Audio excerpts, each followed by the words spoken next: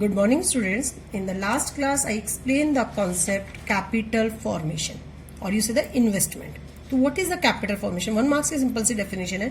So it means addition made to the stock of capital during a period is called the investment. यह simple question है. What is the meaning of the investment expenditure? Expenditure done on the capital goods to increase their capital stock. तो अब हम इसी capital formation को या investment topic को आगे continue करेंगे. तो इन्वेस्टमेंट में आज मैं आपको टॉपिक पढ़ाऊंगी दो topics. The one is the gross investment, the second one is the net investment. तो बिफोर कि what is the gross investment and what is the net investment, what is the difference between here. तो main difference जो है it is based on the concept of depreciation. तो first I explain what is the depreciation. If you know the meaning of the depreciation, you easily distinguish between gross investment and the net investment. Done? Now, my first topic, I will now start. What is the depreciation? What is the depreciation? Depreciation क्या है? अगर मैं simple language में बोलती हूँ, depreciation means fall in the value of fixed capital. जो भी हमारे पास मशीनरी है, बिल्डिंग्स है, उनकी बात कर रहे हैं. तो fall in the value of the fixed capital due to they are the two reasons. The normal wear and tear. Done. The fall in the value of the fixed capital due to normal wear and tear और foreseen obsolescence.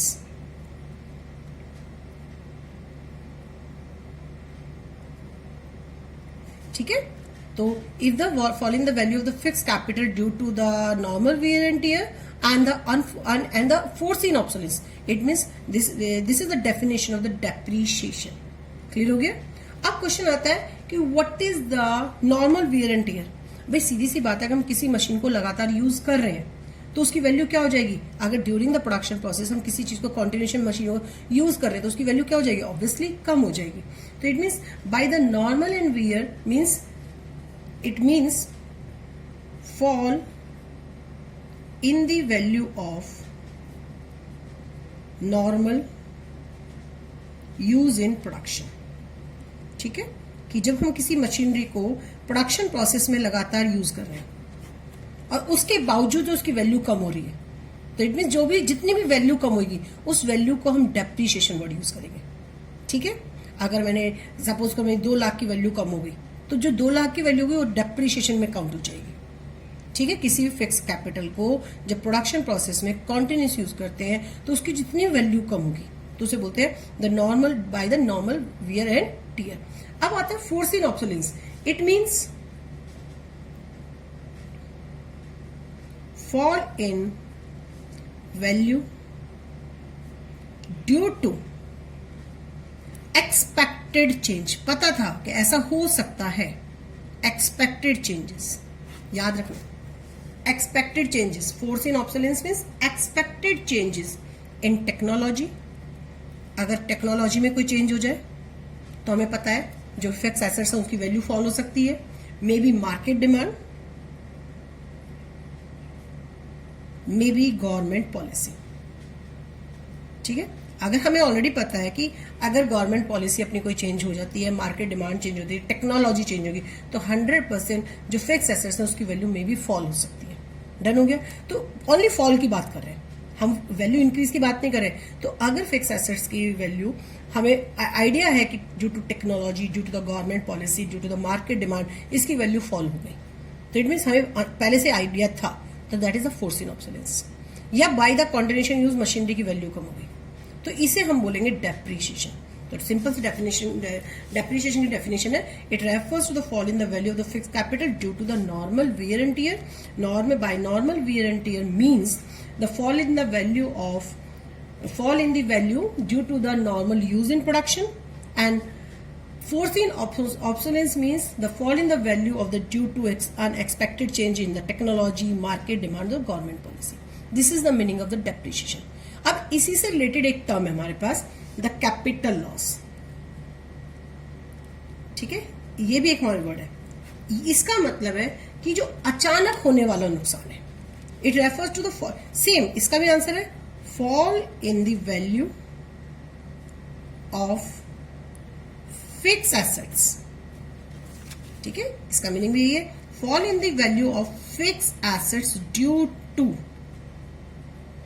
Unforeseen obsolescence. It is the due to the foreseen obsolescence, it is the unforeseen obsolescence. अब वो unforeseen obsolescence क्या क्या हो सकती है? Maybe, अब unforeseen obsolescence के examples, natural calamities, earthquake, flood, etc. Due to theft also.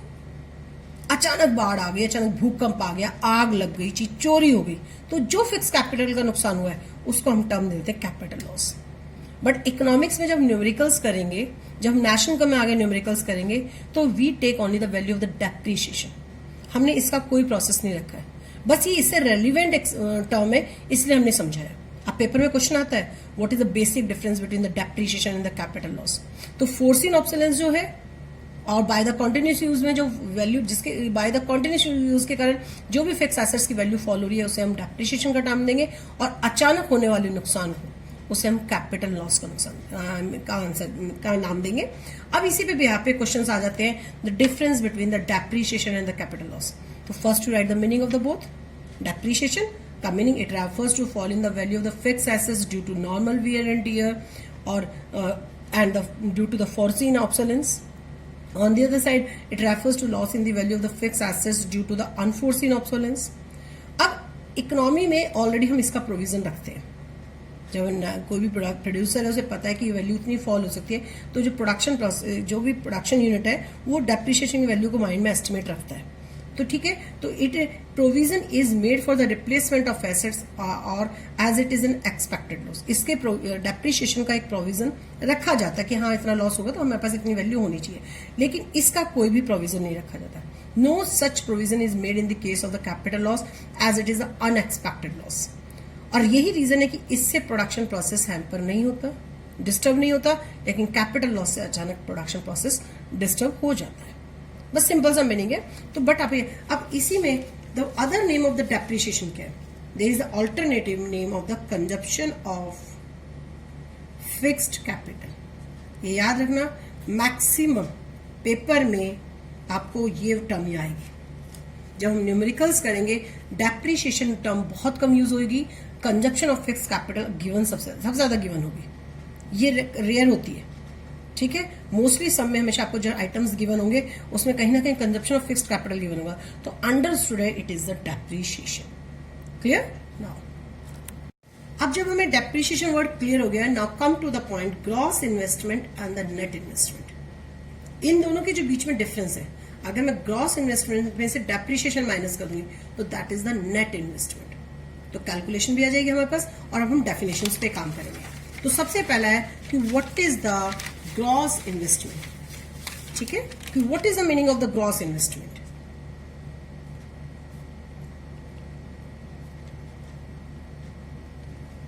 The gross investment means total addition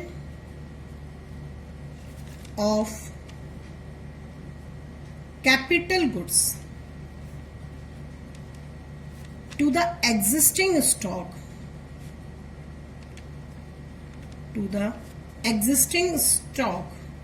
of capital during a time period is gross investment। ठीक है, उसने बोला the total addition of capital goods to the existing stock of capital.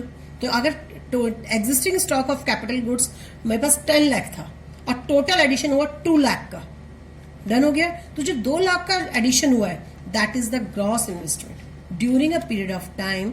जितना भी investment capital goods में capital goods का stock increase हुआ है, जो वैल्यू इंक्रीज वाली वैल्यू है, only that is the gross investment. It means total addition of the capital goods to the existing stock of capital during a time period is known as the gross investment. ठीक है. The other definition is also this: the gross investment is addition to the stock of capital before making allowance for the depreciation.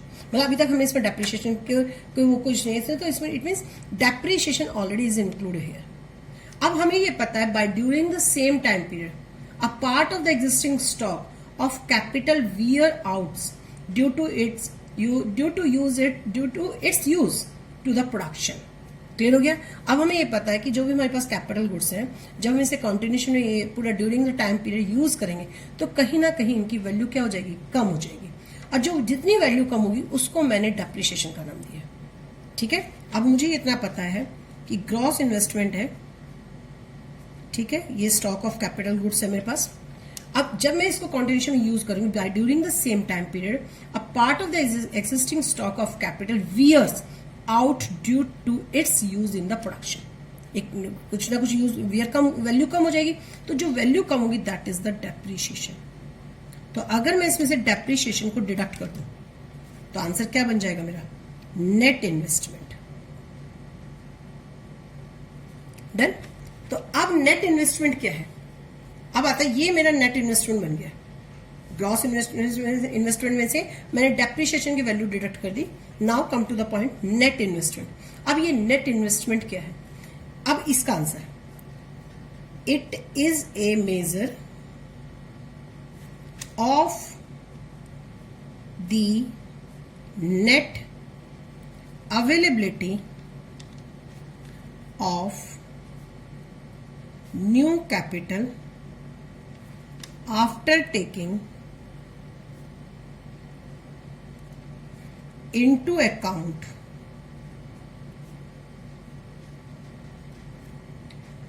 the wear and tear foreseen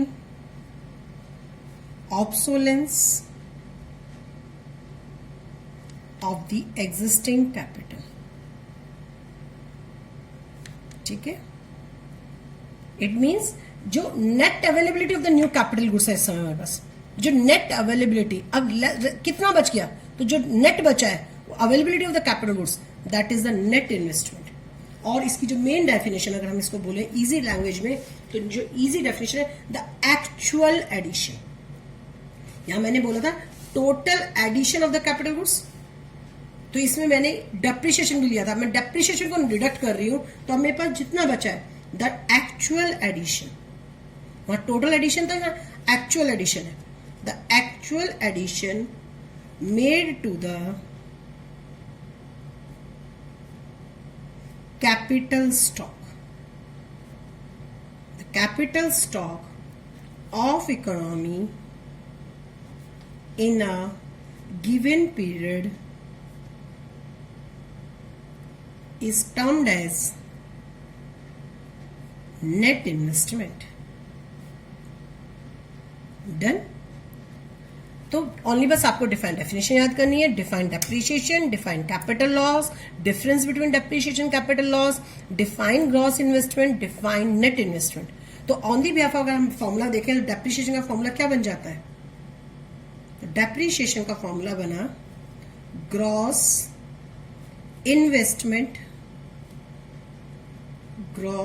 investment minus में net investment. This is the formula of the depreciation. Done? Clear हो गया? Is there any doubt? अब हमारा इसी से related next question आता है. अब हम नेक्स्ट टॉपिक पे आते हैं, स्टॉक एंड फ्लो वेरिएबल्स. अब आता है कि what is the stock and what is the flow variables. आपने देखा मैंने कहीं पीछे एक बार मनी सप्लाई में भी ये टर्म यूज की थी, मैंने balance of payment term chapter में भी ये टर्म यूज की थी, स्टॉक एंड फ्लो वेरिएबल्स. आज हम इसको डिटेल में पढ़ेंगे कि what is the stock variables and what is the flow variables. Now my next question is the stock and the flow variables. Stock variables and flow variables. Simple सा answer है, simple. अब इस question में आपको इसकी definition steps पे याद होनी चाहिए और इसके अलावा आपको इसकी एग्जाम्पल्स याद होने चाहिए कि मे बी या तो 1 मार्क्स में इसकी डेफिनेशन आ जाती है या सिंपल सा इसका एक ट्रू फॉल्स में स्टेटमेंट आ जाएगी, एक सेंटेंस दिया जाएगा it is a flow concept. तो आपको अगर फ्लो कॉन्सेप्ट की डेफिनेशन मालूम है तो आप इजीली आंसर दे सकते हैं। अब आता है कि हम इतने सारे वेरिएबल्स पढ़ते हैं मैक्रो इकोनॉमिक्स में, national income, national wealth, money, BOP, सब कुछ पढ़ते हैं, ठीक है। मैक्रो इकोनॉमिक्स में बहुत सारे जैसे income, wealth, capital, investment, BOP, money supply, there are so many variables in the economics, but out of the all variables some are the stock and some are the flow. तो which किसके बिहार पे हम इनको classify कर रहे हैं? only on the basis of the time dimension, ठीक है। only time dimension के बिहार पर हम बात करते हैं। अब स्टॉक वेरिएबल्स में हम किनको लेंगे? स्टॉक वेरिएबल्स में हम और उन सारे वेरिएबल्स को लेंगे the variables whose magnitude is measured at a particular point of time. a particular point of time पे हम जिस वेरिएबल को मेजर कर सकते हैं, these are called the stock variable. The all variables whose magnitude is measured at a particular point of time. अब madam point of time समझ में नहीं आ रहा है। जैसे आज की डेट क्या हम बोले तो 27th ऑफ जून, तो 27th ऑफ जून 2020 को the stock of the goods in the गोदाम जितना है, the stock of the goods in the गोदाम एज ऑन 27th जून 2020 को, तो हम एक पॉइंट पे काउंट कर रहे हैं, ठीक है। मेरे घर में इस समय इतना वीट स्टोर है, तो जो बिल्कुल particular 10 kg, 20 kg, 30 kg particular amount मुझे पता है, एक मैं पर्टिकुलर पॉइंट पे काउंट कर रही हूँ, ठीक है। तो this is the example of the stock, this is the example of the stock, ठीक है। एक पर्टिकुलर पॉइंट मैंने 27 जून 2020 को मेरे पास वीट की इतनी क्वांटिटी है, या मैं फ्रिज बनाने की इंडस्ट्री है, मेरी कंपनी में इतने फ्रिज स्टोर्ड है, तो that is a stock variable. But on the other side what is the flow variable? The flow variables जो है हमारे पास, the variables whose magnitude is measured over a period of time, over a period of time, are called flow variables. Done? जिसको मैं एक period में major कर सकती हूँ वो हमारे फ्लो वेरिएबल्स होते हैं। अब जैसे the production of the goods during the month of July 2020 में, जुलाई मंथ में 31 डेज होते हैं, तो कितना प्रोडक्शन हुआ, ठीक है, वो हमारा फ्लो वेरिएबल है। वो मैं एक ड्यूरिंग द पीरियड में काउंट कर सकती हूँ, वो एक पर्टिकुलर पॉइंट पे डाउन नहीं किया कि आज हम ये कहेंगे पिछले एक महीने में गेहूं का प्रोडक्शन इतना हुआ, या पिछली साल हमारे कंट्री में गेहूं का प्रोडक्शन इतना हुआ, that is a flow variable. तो किसी भी चीज का जब हम प्रोडक्शन काउंट करते हैं, अगर हम एक स्टोर को काउंट कर रहे हैं कि स्टॉक में कितना था, वो हम पॉइंट पे मेजर कर सकते हैं। लेकिन प्रोडक्शन इस समय मेरी कंट्री में इतना, हम इस समय नहीं कर सकते। प्रोडक्शन एक ड्यूरिंग द टाइम पीरियड में होता है, 2 महीने में, 4 महीने में, 1 हफ्ते में, 20 दिन में। तो जो production of any good during the month of any, जो भी ड्यूरिंग द मंथ, कोई भी मंथ ले सकते हैं, that is the example of the flow variable. अब जैसे नेशनल इनकम, तो जो नेशनल इनकम है this is the flow variable, क्योंकि वो पूरी ईयर की काउंट होती है, वो एक दिन की काउंट नहीं होती कि इस समय मेरी कंट्री की नेशनल इनकम ये है। हम बोलते हैं हमारी कंट्री की नेशनल इनकम ये है, तो जो नेशनल इनकम काउंट हुई है वो during the time period count होती है। अब जैसे मेरी इनकम है per capita income, this is the flow variable, क्योंकि मेरी इनकम एक दिन की नहीं है, मेरी इनकम जो मंथ के एंड में मुझे मिलती है वो जो है वो 1 मंथ की मिलती है, तो during the period of time. तो सीधी सी बात है, जिस भी जैसे population of a country, this is a stock variable, but birth rate of the country, this is the flow variable. Death rate of the country, flow variable. The number of literate person, एक point पे हम number of literate person count कर सकते हैं, it is a stock variable. But what is the literacy rate of our country, this is the flow variables. Clear हो गया? National capital of our country, it is the stock variable, but national income of our country, it is the flow variable. There are so many examples. अब जैसे आपके पास tank है, घर में tank है, water tank, जब तक वो टैंक ऊपर बंद है, बिल्कुल नीचे कोई टैप नहीं चल रहा, तो that is a stock. Clear हो गया? तो the amount of the water in the tank is the quantity of the water in the tank at a given point of time. आप आराम से बता सकते हैं कि टैंक में इस समय 500 लीटर पानी है, तो इट इज अ स्टॉक। लेकिन जैसे ही आपने टैप खोला, पानी नीचे आ गया, तो आप जो उसको चेंज करेंगे, तो दैट इज जो water flowing into the tank from the tap is a flow of the water being added to the tank per unit of time. तो this is the flow variable. Clear हो गया? ठीक है, जैसे हम ये बोलते हैं कि the total number of houses, that is the stock में, but during the time period कितने हाउस कंस्ट्रक्ट हुए, 1 महीने में, 6 महीने में, 1 साल में, तो जितने भी हाउस बने हैं, the number of house constructed during the time period, that is the flow variables. अब इसको एक छोटे से एग्जांपल के साथ और हम ले सकते हैं, जैसे video camera and video camera. कैमरे में क्या होती है, बिल्कुल फोटो रिकॉर्ड हो जाती है, पोजीशन को कवर अप कर लेती है। ठीक है, तो camera records the position of an object at a particular moment, तो this is the example of the stock. लेकिन वीडियो कैमरा में क्या होता है, पूरी वीडियो बना लेते हैं। ठीक है, जो हमारा video camera record the position of the object during a period of time, तो वो हमारा फ्लो वेरिएबल था। डन। अब इसी से रिलेटेड क्वेश्चन आता है कि what is the relation between the stock and flow. Stock है तो फ्लो है, फ्लो है तो स्टॉक है, the both are depend on each other. ध्यान से सुनना, स्टॉक है तो फ्लो है, फ्लो है तो स्टॉक है। ठीक है, both are depend on each other, दोनों एक दूसरे से इंटर रिलेटेड है। हमने जैसे बोला कैपिटल इज स्टॉक, अभी मैंने बोला national capital is stock variable. ठीक है, capital is stock variable and use of the capital to rise leads to the rise to the output. अगर हम कैपिटल को यूज करेंगे तो प्रोडक्शन बढ़ेगा। प्रोडक्शन क्या हो, जैसे ही प्रोडक्शन बढ़ाता हो, प्रोडक्शन तो हमारा फ्लो वेरिएबल आ जाता है। तो it means the use of stock gives rise to flow.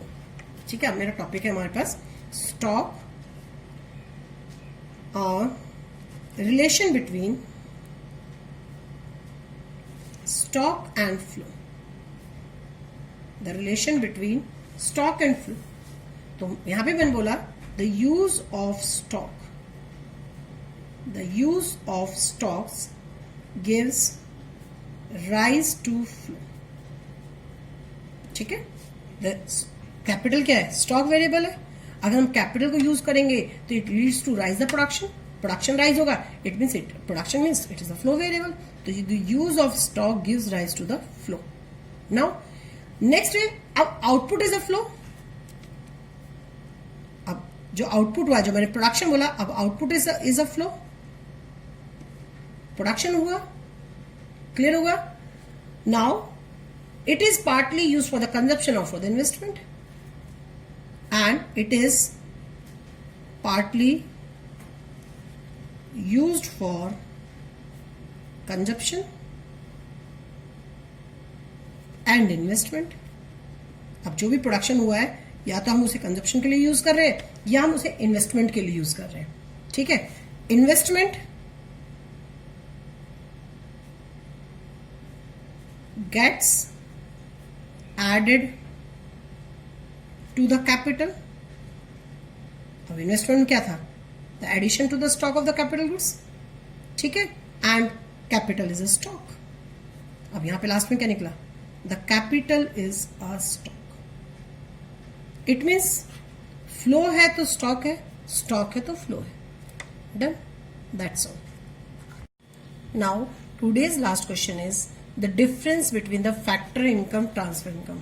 आपने मेरे से बजट चैप्टर में या बीओपी चैप्टर्स में ट्रांसफर इनकम वर्ड बहुत बार सुना होगा। आज हम इसको डिटेल में एक्सप्लेन करते हैं कि what is the basic difference between the factor income and the transfer income.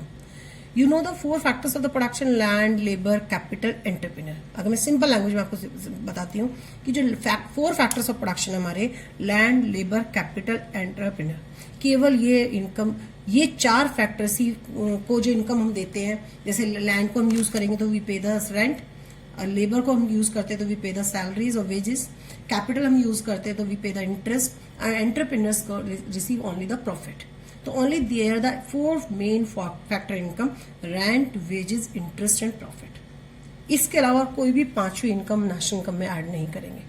Done है? हाँ, तो ये भी एक बेसिक डिफरेंस हमारे पास याद होना चाहिए लॉजिक के लिए कि we take only the factor income for the estimation of national income, we never take the value of the transfer income in the estimation of the domestic and the national income.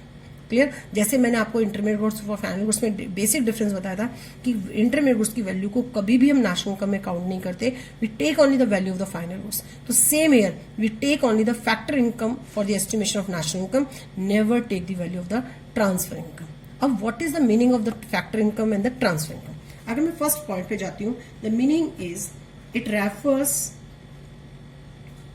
To income received, the income received by factors of production, factors of production for factors of production. What are the factors of production? Land, labor, capital, enterprise. इन चारों को जो income receive हुई है, अब क्यों income receive हुई है? For rendering factor services, factor services in the production process. इन चारों फैक्टर्स ने प्रोडक्शन प्रोसेस में जो भी कंट्रीब्यूशन दिया है उसके अगेंस्ट में जो उनको रिवार्ड मिल रहा है, that is the factor income. But it refers to income received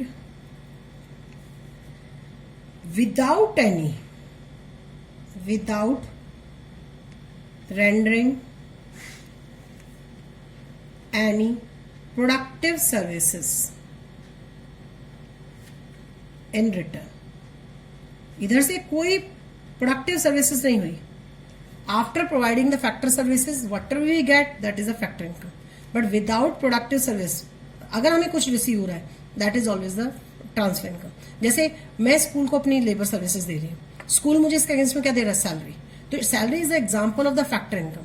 but उसमें से आके मैंने अपने बेटे को 1000 रुपीज दे दिए, बट मेरे बेटे ने उसके बदले में कोई भी सर्विसेज का प्रोडक्शन नहीं दिया, मुझे कुछ रिटर्न नहीं मिला, बट मैंने अपने बेटे को 1000 रुपीज दे दिए, तो that is the transfer income. ठीक है? क्योंकि बट मैंने स्कूल को सर्विसेज दी थी तो स्कूल ने मुझे अगेंस्ट में सैलरी दी। तो यहाँ पे गिव एंड टेक है, यहाँ पे ओनली गिव है, रिटर्न में हमें कुछ नहीं मिला, तो that is the transfer income. It is included, it is included in national income as well as the domestic income. It is neither included in national or domestic income. Done? Next, it is the earning concept. Obviously word से clear था। It is the earning concept, ये कमाया जा रहा है, generate किया जा रहा है। It is only the receipt concept, केवल लिया जा रहा है। It is a receipt concept. Done? अब ये इनकम कौन रिसीव करता है mostly? It is received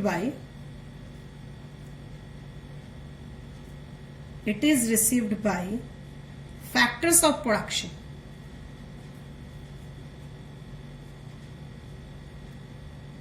that is land, labor, capital and entrepreneur. Done? अब ये इनकम कौन रिसीव करता है? इट इज जनरली, अब जैसे स्कॉलरशिप्स हैं, गिफ्ट्स हैं, ग्रांट्स हैं, the all are the example of the transfer income. It is generally received by household and government. Clear हो गया? The simple question, the difference between the factor income, transfer income. But आपको इस पे जो main focus question को पढ़ने का reason simple ये है कि जब हम नेशनल इनकम के सम्स करेंगे या हम रीजनिंग बेस्ड क्वेश्चन करेंगे, तो तब आपको एक पॉइंट क्लियर होना चाहिए। अगर कोई भी स्टेटमेंट में आपको फील हो रहा है यार it is a transfer income, तो अंडरस्टूड है, it is never included in the national income because it is a transfer income. there is no flow of goods and services against this income. बस आपको simple सा reason लिखना है। अगर आपको sentence पढ़ के लगा कि यार ये तो ट्रांसफर इनकम का एग्जांपल है, तो स्ट्रेट फॉरवर्ड रीजन डालना है, no it is not included in the national income because it is an transfer income, there is no flow of goods and services against this income. केवल इस point के लिए, ऐसा तो रेयरली क्वेश्चन पेपर में आएगा कि the difference between the factor income and transfer income. But what is the basic income, what is the transfer income, you must know this concept. Clear हो गया? तो सीधे it is the income of the factors of production. It is a generated income. It refers to the income received without providing the any services in the return. Clear हो गया? It is never included in the domestic income and national income. It is always included in the domestic and the national income. Clear? Okay. Thank you.